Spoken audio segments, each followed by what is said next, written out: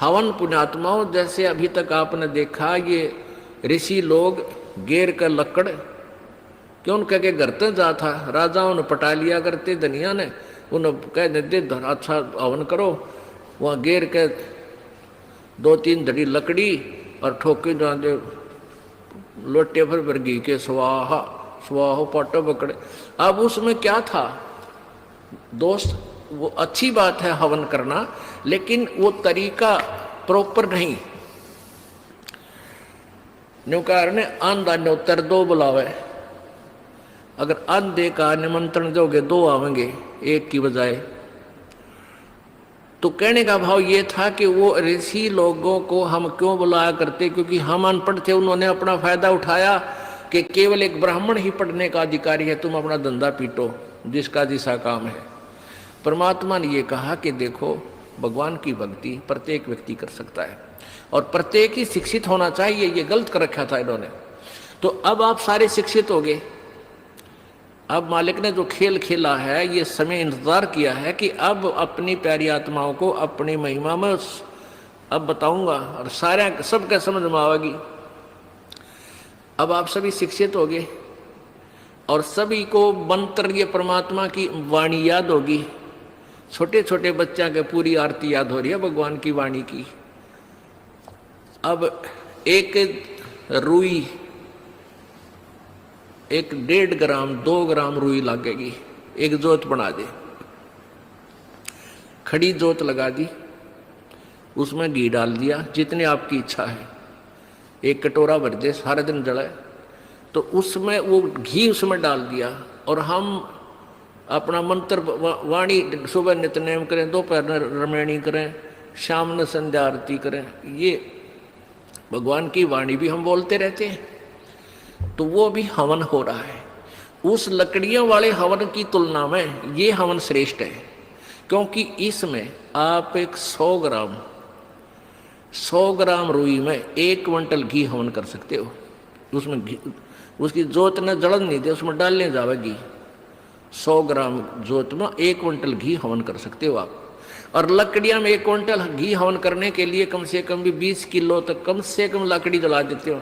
तो उन लकड़ियों के जलने से कार्बन डाइऑक्साइड अधिक होती है।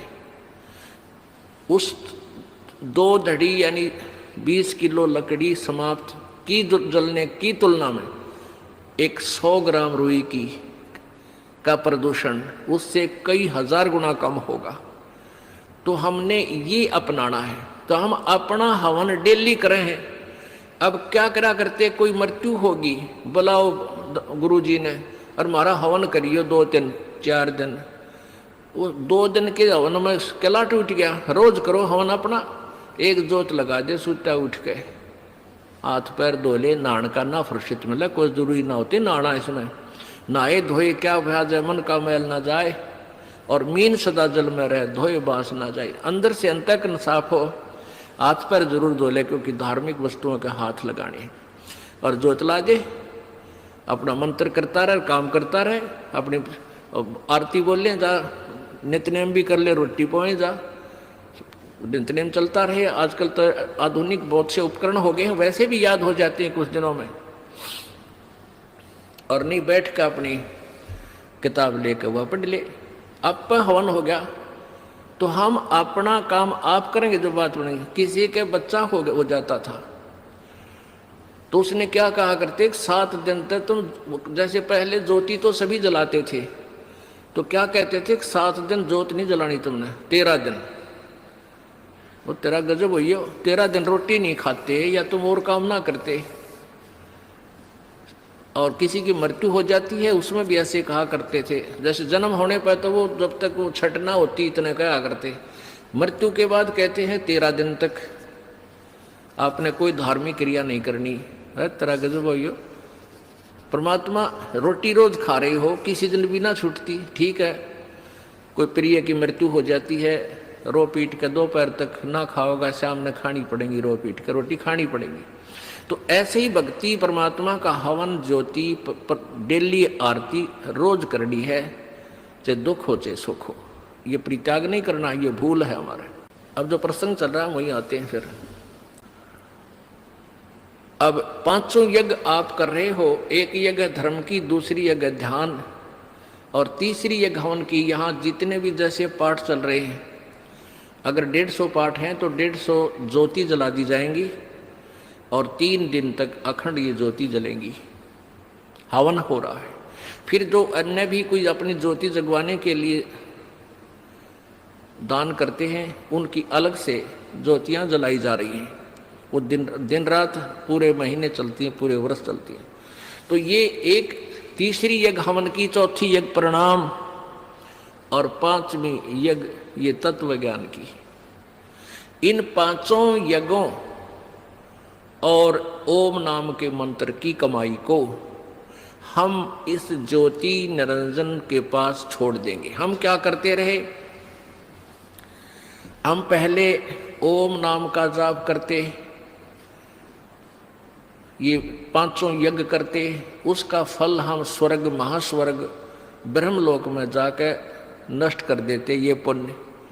फिर पाप के लिए नरक में जाते, फिर 84 लाख योनियों में धक्के खाते। अब परमात्मा से हम की वाणी से हमें ज्ञान हो गया कि इस कमाई को हम वेस्ट नहीं करेंगे। हम यहाँ कोई मंत्री बनेंगे, ना हमने मुख्यमंत्री बन की हो सकता, ना प्रधानमंत्री, ना इंद्र की पदवी हमें नहीं चाहिए। इंद्र दा राज काग दा बिष्टा, इंद्र स्वर्ग का राज भी हमारे लिए काग की बीट तुल हो जाना चाहिए। यदि आप सतलोक जाना चाहते हो, और तुम बड़े सरपंच की पीपी इधर बैठो है तेरा, फिर किसे भगत तुम? हमने नहीं यहाँ का कोई भी सुख चाहिए। यदि तुमने सतलोक जाना, यही धक्के खाने हैं, तो ठीक है, आप पुण्य कर रहे हो, इसके प्रतिफल में चाहे पूरी पृथ्वी के राजा भी बन सकते हो और फिर गधा राजा भी बन सकते हो। तुरंत ये पहले सोच लेना। राजा कहते हैं कबीर, हरि के नाम बिना ये राजा रसब हो। बड़े गधे ने रसब बोले। हमने यहां से पीछा छुटवाना पुण्यात्माओं, इस बात को कति अपने पल्ला गांठ लगा लो, यानी दृढ़ निश्चय कर लो, दृढ़ संकल्प कर लो कि ये भगवान फिर बोर्ड के इस गंदे लोक में जन्म ना हो।